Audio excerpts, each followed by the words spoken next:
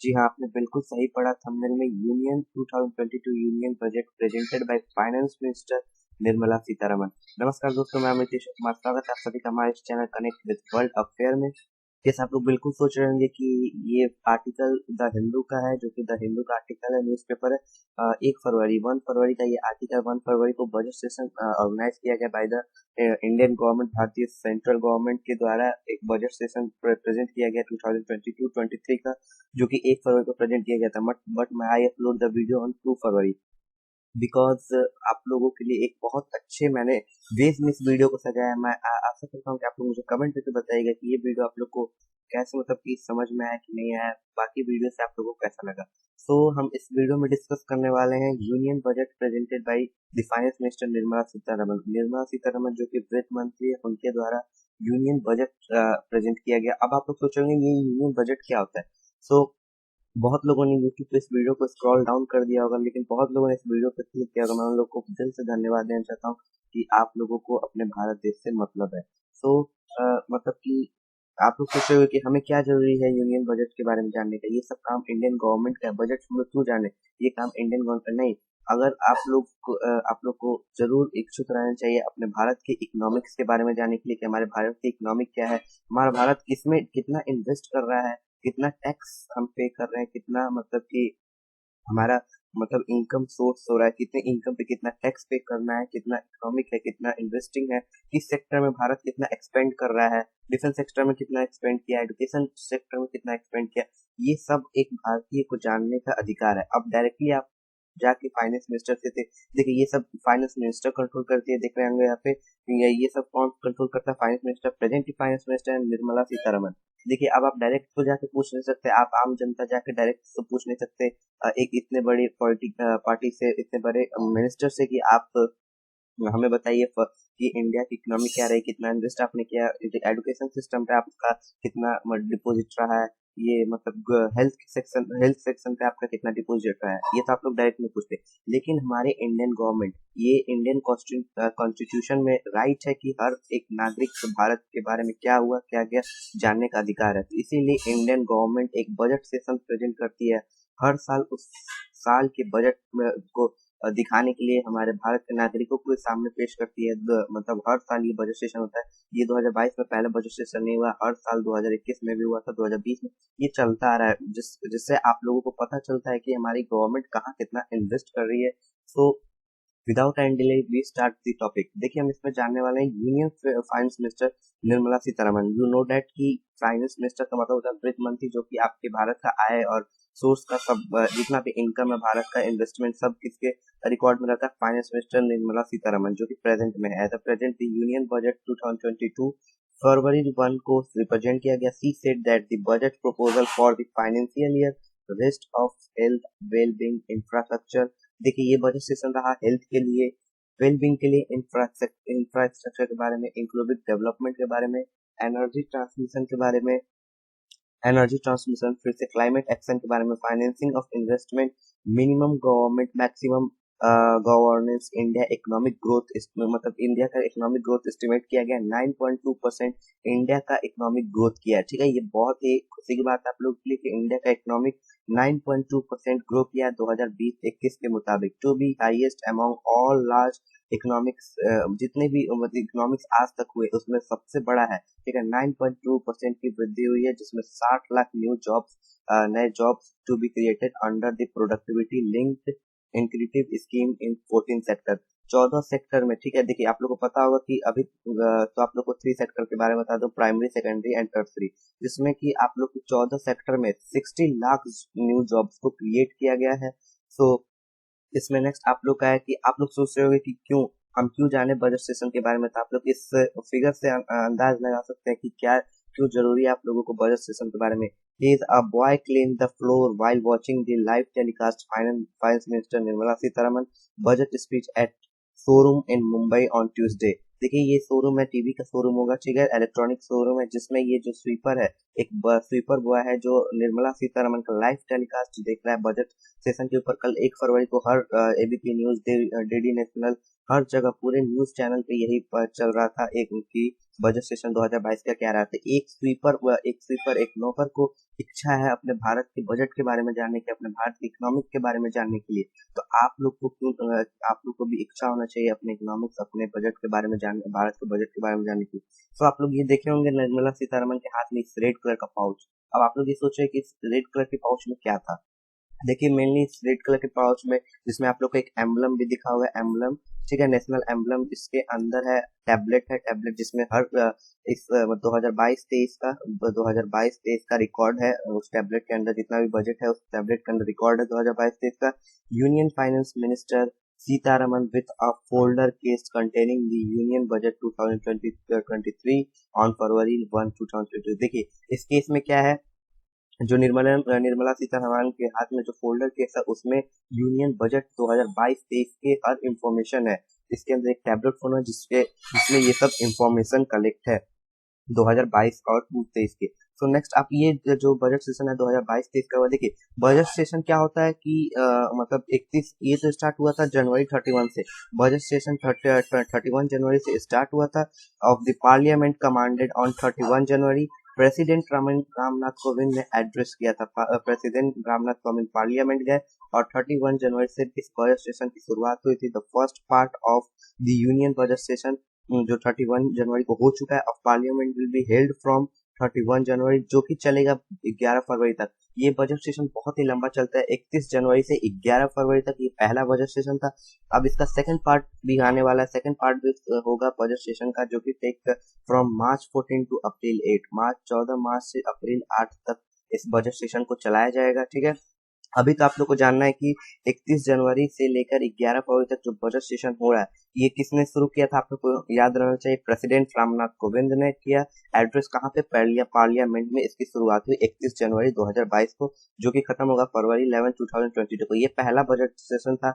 दूसरा budget session start होने वाला है 14 मार्च 2022 को से 8 अप्रैल 2022 तक। सो नेक्स्ट आप लोग का है कि सिग्निफिकेंट अनाउंस्ड। देख रहे हैं आप लोग budget 2022 speech shortly by Sitharaman so far last in for 91 minute. देखिए ये स्पीच 91 मिनट का चला है निर्मला सीतारमन द्वारा।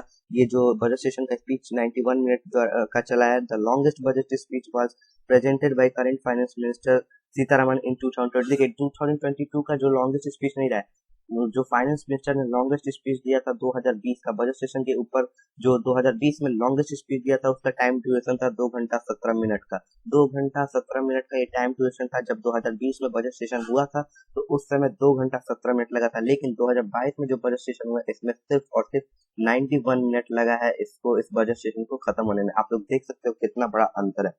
Significant announcement including digital currency. Digital currency जैसे कि आप लोग को पता है कि बिट्टो करेंसी आजकल डिजिटल करेंसी में बहुत ज्यादा फेमस है।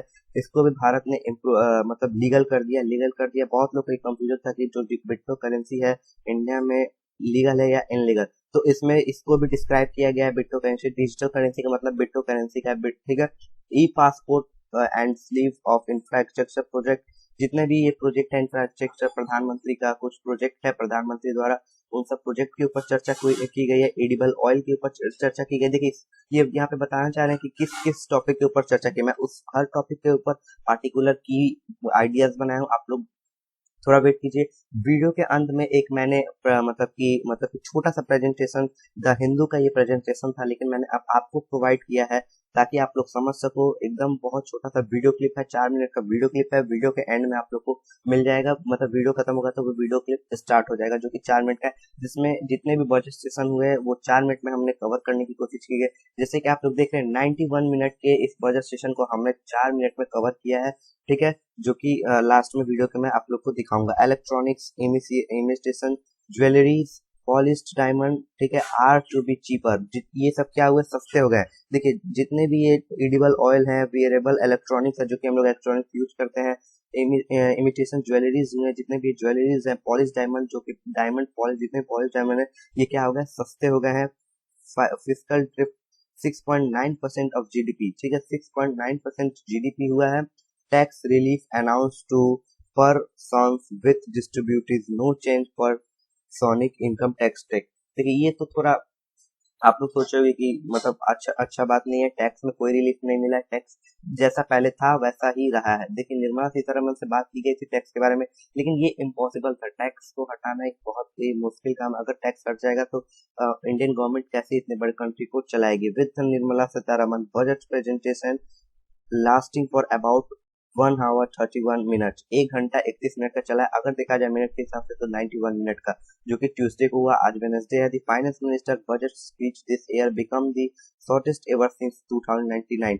अभी तक का सबसे छोटा स्पीच चला है 2022 में, 1 घंटा 31 मिनट का, 1 hour 31 मिनट का ये स्पीच चला है। Last year Sitharaman budget speech जो कि लास्ट ईयर चला था मतलब 48 मिनट का, 1 hour 48 मिनट, 1 घंटा 48 मिनट का चला था। फिर 2020 में, ये 2020 का रिकॉर्ड है, 1 घंटा 48 मिनट का बजट सेशन चला था। ये आप लोग को क्यों बता रहा हूँ, क्योंकि आप लोग इससे ही अनुमान लगा सकते हो कि इस बार का बजट कितना अच्छा है। ठीक है, 2 हावर फिर 2019 में 2 घंटा 40 मिनट का चला था, जो कि सबसे लॉन्गेस्ट स्पीच था, बहुत ही लॉन्गेस्ट स्पीच चला था फाइनेंस मिनिस्टर द्वारा।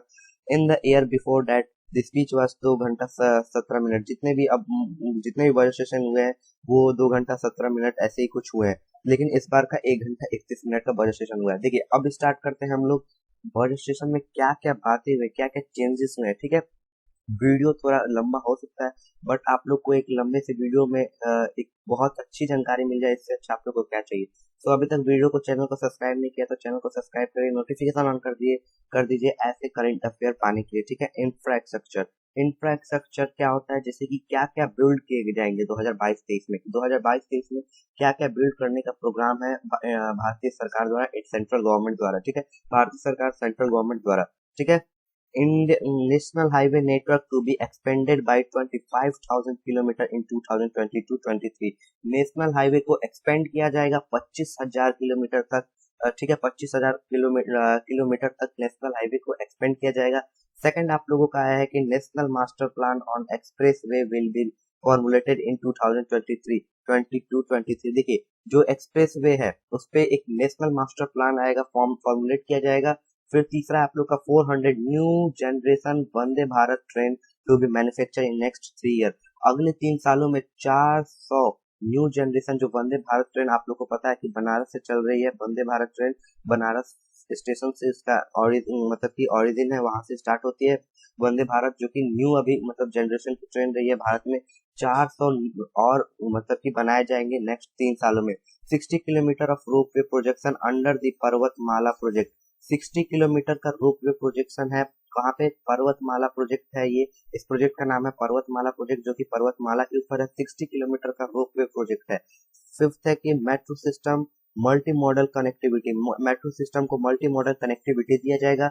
100 गति शक्ति cargo terminus in the next 3 year. देखिए 100 गति शक्ति कार्गो टर्मिनस बनाए जाएंगे, जो कि सामान ले जाने के लिए टर्मिनस बनाए जाएंगे। 100, जिसका नाम है गति शक्ति कार्गो टर्मिनस, इसका टर्मिनल का नाम है गति शक्ति कार्गो टर्मिनल। 100 बनाए जाएंगे अगले 3 सालों में।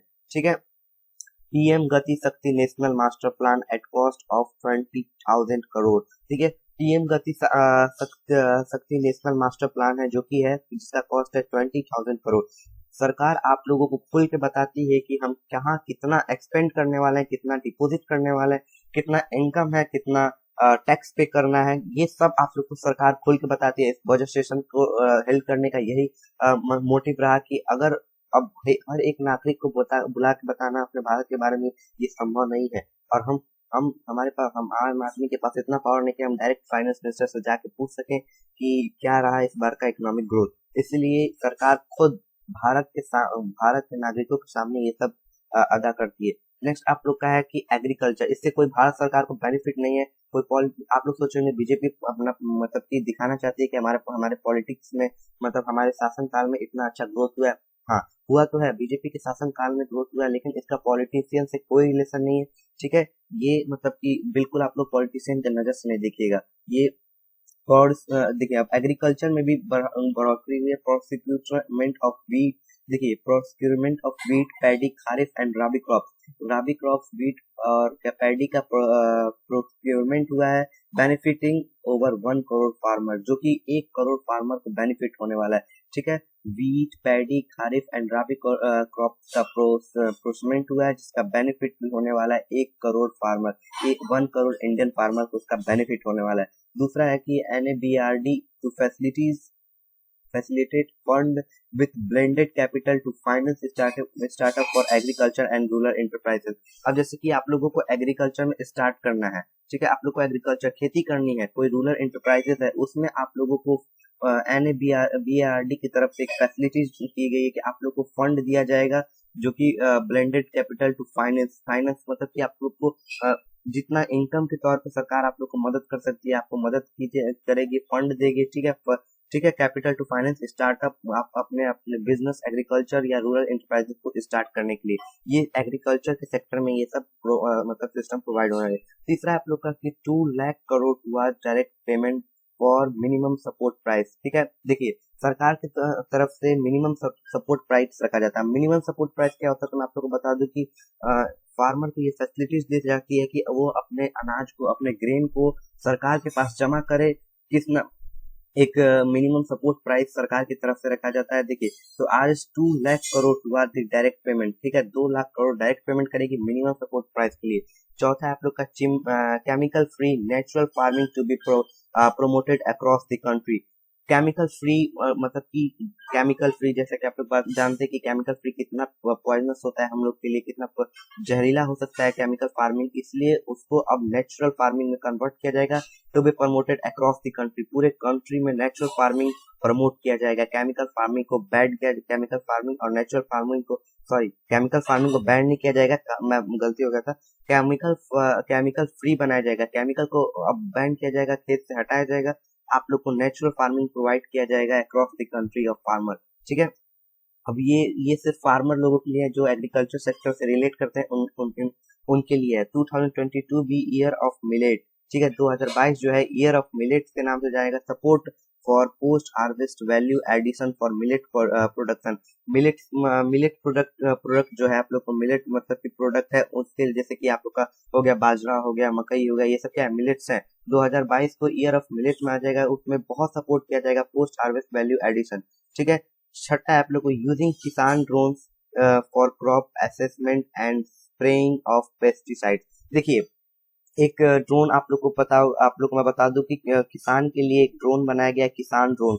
इस ड्रोन का नाम है किसान ड्रोन। किसान ड्रोन की मदद से, जैसे कि आप लोगों ने देखा था कि बीटिंग द रिट्रीट सेरेमनी को किस तरह 1000 ड्रोन से पूरे भारत को आसमान में दिखाया गया था, ठीक उसी प्रकार किसान ड्रोन से अब सारा काम लग रहा है ड्रोन से ही होगा। किसान ड्रोन से जितने भी क्रॉप्स है, फार्मर के फील्ड में क्रॉप्स है, उन पे पेस्टिसाइड स्प्रे किया जाएगा by the help of Kisan drone. सातवां है कि Ken Betwa river linking project at cost of Rs 44,000 crore to benefit 9.9 lakh hectare of farmer land. देखिए, जो ये कैन बेटवा रिवर लिंकिंग प्रोजेक्ट है, देखिए ये मतलब रिवर को लिंक करने का प्रोजेक्ट है कि कैन बेटवा रिवर लिंकिंग प्रोजेक्ट है, उसका जिसका कॉस्ट पड़ रहा है 44,000 करोड़ का कॉस्ट पड़ रहा है, जिसका बेनिफिट होने वाला है 9 लाख हेक्टेयर फार्मर के लैंड को। 9 लाख हेक्टेयर ऑफ फार्मर किसानों की जमीनों को फायदा होने वाला है। 9 लाख हेक्टेयर कितना ज्यादा होता है, 9 lakh hectare of farmer land को फायदा होने वाला है इस कैन बेटवा रिवर लिंकिंग प्रोजेक्ट से, जिसका कॉस्ट आप लोगों को पड़ रहा है Rs 44,000 करोड़। ये मतलब सरकार पे करेगी, आपको पे नहीं करना है। ठीक है, ये 44,000 करोड़ का, ये मैं आप लोग को बताना चाह रहा हूँ कि ये जो कैन बेटवा रिवर लिंकिंग प्रोजेक्ट है ये 44,000 करोड़ का है। तो आप लोग देख सकते हैं कि एग्रीकल्चर के क्षेत्र में भी मतलब बहुत अच्छा मतलब कि ग्रोथ आया है, बहुत अच्छा न्यूज आया है आप लोगों के लिए। एग्रीकल्चर से रिलेट रखने वाले के लिए आप लोगों को फाइनेंशियल हेल्प किया जाएगा, फंड प्रोवाइड किया जाएगा। ठीक है, फिर से आप लोगों को ड्रोन्स के हिसाब के मदद से पेस्टिसाइड्स आपके खेतों में डाली जाएंगी, केमिकल फ्री आप लोग का फील्ड होगा, नेचुरल फार्मिंग होगी, 2 lakh crore towards direct payment होगा मिनिमम सपोर्ट प्राइस के लिए। मिनिमम सपोर्ट प्राइस के लिए डायरेक्ट पेमेंट होगा 2 लाख करोड़ का। ठीक है, फिर से इसे ईयर ऑफ मिलेट्स प्रोजेक्ट में भी आपको फुल सपोर्ट किया जाएगा। तो ये था अब एग्रीकल्चर से रिलेटेड। अब है आप लोगों का एजुकेशन, इसमें स्टूडेंट का बहुत इंटरेस्ट होना चाहिए। एजुकेशन से रिलेटेड क्या किया गया है सरकार के द्वारा। देखिए, एजुकेशन के से related digital university will be established. Digital university establish करने वाली है Indian government and to be made in different Indian language, जो कि डिफरेंट इंडियन लैंग्वेज में बेस्ड होगी, made in different Indian language. हर एक, जैसे कि अब केरला वालों के लिए अलग लैंग्वेज हुआ, हम अब बिहार वालों के लिए अलग लैंग्वेज होता है, दिल्ली वाले के लिए हिंदी लैंग्वेज। डिजिटल यूनिवर्सिटी का एस्टेब्लिशमेंट होगा, जो कि मतलब कि हर देश के हिसाब से, लैंग्वेज के हिसाब से बेस्ड होगा, based on network hub model. दूसरा आप लोग का ये आप लोग का दूसरा है, ठीक है, दूसरा है, पहले से गलती से वन हो गया। ये दूसरा है वन क्लास, एक क्लास में क्या क्या प्रोवाइड किया जाएगा। देखिए ये भी आप लोग को बता रहा हूँ कि डिजिटल यूनिवर्सिटी में क्या क्या प्रोवाइडेड किया जाएंगे, क्या क्या फैसिलिटीज आप लोग को प्रोवाइड की जाएंगी, क्या क्या फैसिलिटीज आप लोग को प्रोवाइड की जाएंगी। तो देखिए वन क्लास में, एक क्लास में आप लोगों को वन टीवी चैनल होगा, will be explain from 12 to 200 TV channels to provide supplementary education in all regional language. देखिए एक क्लास में टीवी चैनल होंगे, on TV channel one TV channel होगा, जो कि एक्सपेंडेड होंगे 12 से 200 टीवी चैनल टू प्रोवाइड। मतलब कि पहले आप लोग को क्या होता था, पहले एक क्लास में मतलब एक ही टीवी चैनल होता था, लेकिन अब इसको एक्सपेंड करके 12 से 200 टीवी चैनल प्रोवाइड किए जाएंगे सप्लीमेंट्री एजुकेशन के लिए, जो कि हर एक रीजनल लैंग्वेज में होंगे, to make up for loss of formal education due to Covid. जो कि आप लोगों को कोविड-19 की वजह से स्टूडेंट को बहुत बड़ा घाटा हुआ है। जितने भी कंपटीशन के लिए तैयारी कर रहे थे, जितने भी 10th या 9th के स्टूडेंट है, उन लोगों को बहुत बड़ा, कोई भी क्लास के स्टूडेंट हो, उनको बहुत बड़ा घाटा हुआ है कोविड-19 की वजह से। उन लोगों के लिए makeup loss of formal education due to Covid, इस कोविड के मतलब की सिचुएशन को देख के भारत सरकार ने ये फैसला लिया एजुकेशन से रिलेटेड। नेक्स्ट है आप लोग का डिफेंस। देखिए सबसे जरूरी होता है डिफेंस। डिफेंस पे अगर हम लोग इनकम मतलब डिपॉजिट नहीं करते हैं तो हमारी देश मतलब बर्बाद हो सकता है। तो डिफेंस सबसे इम्पोर्टेंट होता है किसी भी देश में, तो इस पे तो मतलब डिपॉजिट करना बहुत जरूरी है। देखिए डिफेंस के सेक्टर में क्या अनाउंसमेंट हुई है। 68% capital procurement budget air market for domestic procurement. 68% capital procurement होने वाला है बजट इन मार्क में, जो कि डोमेस्टिक प्रोक्योरमेंट है। फिर defence R&D to be open, जो कि डिफेंस का R&D है उसको ओपन किया जाएगा। स्टार्टअप्स, प्राइवेट इंडस्ट्री स्टार्टअप किए जाएंगे। And academia, 25% of R&D budget to be set aside for this. So next आप लोग का तीसरा कि private industry will be encouraged to take up design and development of military platform and equipment। जो ये private industry है इसको encourage किया जाएगा डिजाइन करने के लिए और development of military platform and equipment, जो कि मिलिट्री प्लेटफॉर्म में जो इक्विपमेंट है, जो सामान है, उसको जरूरी करने के लिए प्राइवेट इंडस्ट्री को इंकरेज किया जाएगा, बैठाया जाएगा, स्टेब्लिश किया जाएगा। नेक्स्ट आप लोग का है development of the digital front. अब डिजिटल में क्या हुआ है, देखिए डिजिटल आजकल पूरा जमाना डिजिटल हो चुका है, इसलिए डिजिटल के अब एजुकेशन में भी जो यूनिवर्सिटीज हो गए वो भी डिजिटल होने वाली है। तो डिजिटल में क्या डेवलपमेंट हुई है। फर्स्ट आरबीआई ने क्या किया है, इंट्रोड्यूस किया है डिजिटल रूपी। आप लोगों को पता है बिटकॉइन जो कि आजकल बहुत ज्यादा फेमस हो रहा है, मतलब कंट्री में, हर कंट्री में बिटकॉइन बहुत ज्यादा फेमस हो रहा है। तो आरबीआई ने ये इंट्रोड्यूस किया डिजिटल रूपी यूजिंग ब्लॉकचेन टेक्नोलॉजी इन 2023। जो डिजिटल रूपी है उसका यूज होगा ब्लॉकचेन टेक्नोलॉजी के हिसाब से 2022-23 में। दूसरा आप लोग का वर्चुअल डिजिटल टैक्सेस एट 30%। अब जैसे कोई भी डिजिटल आप लोग कोई काम करते हो उसमें टैक्स आप लोग को लगेगा 30% टैक्सेस आप लोग जो है लगेगा, जो कि जिससे आप लोग को ये पता लगता है कि ये जो डिजिटल रुपीज है ये लीगल हो गई है, लीगल हो गई है, तो ये 30% टैक्सेस आप लोग से ले लेंगे। Gift of virtual asset will be taxes at receiver end. 75 digital banking units to be set up across 75 district. 75 जिलों में 75 डिजिटल बैंकिंग को यूनिट को सेटअप किया जाएगा। 75 डिजिटल बैंकिंग, सबसे मतलब बेकार तो बैंकिंग सिस्टम ही है, इसीलिए 75 डिजिटल बैंकिंग यूनिट को सेटअप किया जाएगा 75 जिलों में। अब कौन सा जिला इतना मतलब कि भाग्यशाली होता है, अब तो ये देखने की बात है कौन सा 75 जिला बहुत ज्यादा भाग्यशाली हो सकता है। Tax, economic and finance. अब सबसे जरूरी है टैक्स, इकोनॉमिक्स एंड फाइनेंस, ये है मेन टॉपिक जो कि इस वीडियो का था। इस वीडियो का, इस बजट सेशन का मेन टॉपिक है ये टैक्स, इकोनॉमिक एंड फाइनेंस। इसको थोड़ा ध्यान से समझिएगा। First, green board will be issued for upping green infrastructure. देखिए ग्रीन बोर्ड को, इस बॉन्ड को इशू किया जाएगा, ग्रीन बोर्ड को जो कि इशू किया जाएगा अपिंग ग्रीन इंफ्रास्ट्रक्चर के लिए। दूसरा आप लोग का फिस्कल डिफिसिट 6.9% ऑफ जीडीपी हो गया है। फिर tax payer can file within 2 years and update return if there is any anomaly in their filing. देखिए जो कि टैक्स पे है, जो टैक्स पे करते हैं वो क्या कर सकते हैं, फाइल कर सकते हैं 2 सालों में within 2 years and updated return, अगर वो अपडेटेड रिटर्न भी देख सकते हैं if there is any anomaly in their filing, कोई अगर कोई गलती हो जाती है, एनोमली हो जाती है तो वो अपना रिटर्न वापस भी ले सकते हैं। चौथा आप लोग को कोऑपरेटिव सोसाइटी पे 18 पॉइंट, जो कि कोऑपरेटिव सोसाइटी, देखिए कितना कौन पे करने वाला है, जो कोऑपरेटिव सोसाइटी है 18.5% पे करेगी alternative minimum taxes, and companies पे, जो कंपनी जितने भी कंपनीज है बड़ी बड़ी वो कितना पे करेंगे 50%, 15% टैक्स पे करेंगे। For now cooperative to will be have to pay only 15%। ठीक है। पांचवा आप लोग का surcharge has also been reduced to 7%, जो सूर्य चार्ज आप लोग का लगता था उसको भी रिड्यूस कर दिया गया 7% for those cooperative having income 1 to 10 crore. ठीक है, जिसका इनकम 1 से 10 करोड़ है। छठा आप लोग का tax relief to person with disabilities, जितने भी मतलब लाचार लोग हैं, जितने भी जैसे अंधे हुए, लंगड़े हो, जिनको मतलब क्या करें, जो लूले हैं उन लोगों के लिए क्या किया है, टैक्स रिलीफ बनाया गया, उन लोग को टैक्स रिलीफ बनाया गया, वो कोई टैक्स नहीं पे करेंगे। साथ में आप लोग का tax education limit for NPS account of state government employees to 14%, जो कि टैक्स डेडिकेशन हुआ है लिमिट एमपीएस अकाउंट को, जो कि स्टेट गवर्नमेंट एम्प्लॉयज 14%, जो स्टेट गवर्नमेंट के एम्प्लॉयज है वो 14% टैक्स पेश करेंगे एनपीएस अकाउंट का।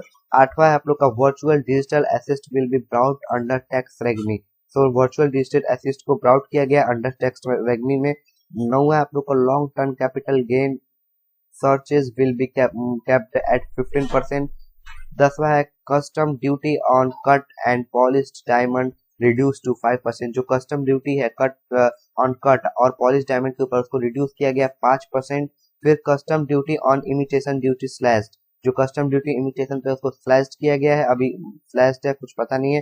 फिर 12वां नंबर है कि ड्यूटी ऑन सोडियम काइनाइड इंक्रीजेज, जो मतलब कि सोडियम काइनाइड पे क्या किया गया, ड्यूटी को इंक्रीज कर दिया गया।